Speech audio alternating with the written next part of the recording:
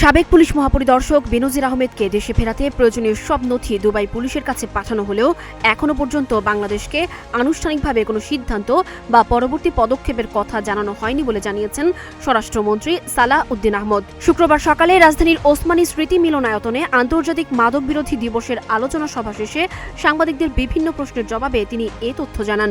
সাবেক আইজিপি বেনজির আহমেদের প্রত্যর্পণ প্রক্রিয়া নিয়ে সাংবাদিকদের প্রশ্নের জবাবে স্বরাষ্ট্রমন্ত্রী বলেন, বাংলাদেশ থেকে বেনজিরকে ফেরত সব ধরনের আইনি ও তদন্ত সংশ্লিষ্ট নথি দুবাই পুলিশের কাছে পাঠানো হয়েছে। তবে নথি পাওয়ার পর দুবাই পুলিশ এখনো পর্যন্ত বাংলাদেশকে পরবর্তী কোনো পদক্ষেপ বা সিদ্ধান্তের কথা জানায়নি। এদিকে হাদি হত্যা মামলার পলাতক আসামিকে দেশে ফিরিয়ে আনার উদ্যোগ নিয়েও কথা বলেন স্বরাষ্ট্রমন্ত্রী। তিনি বলেন, ওসমান হাদি হত্যাকাণ্ডের সঙ্গে জড়িত এবং বিদেশে পলাতক আসামিকে দেশে ফিরিয়ে এনে বিচারের মুখোমুখি করতে কূটনৈতিক তৎপরতা চলছে। পররাষ্ট্র মন্ত্রণালয়ের মাধ্যমে এ বিষয়ে প্রয়োজনীয় সব ধরনের চেষ্টা অব্যাহত রয়েছে।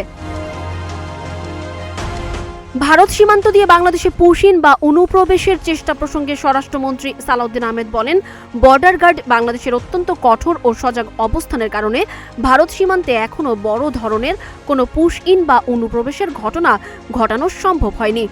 তিনি আরও বলেন, ভারত যেভাবে পুশ ইনের চেষ্টা করছে এটা কোনো যথাযথ বা আইনি প্রক্রিয়া নয়। একই সঙ্গে তিনি জানান, ভারতে যদি কোনো অবৈধ বাংলাদেশি নাগরিক অবস্থান করে থাকে তবে সেই তালিকা যথাযথ কূটনৈতিক চ্যানেলের মাধ্যমে বাংলাদেশকে জানাতে ভারত সরকারের প্রতি আহ্বান জানানো হয়েছে।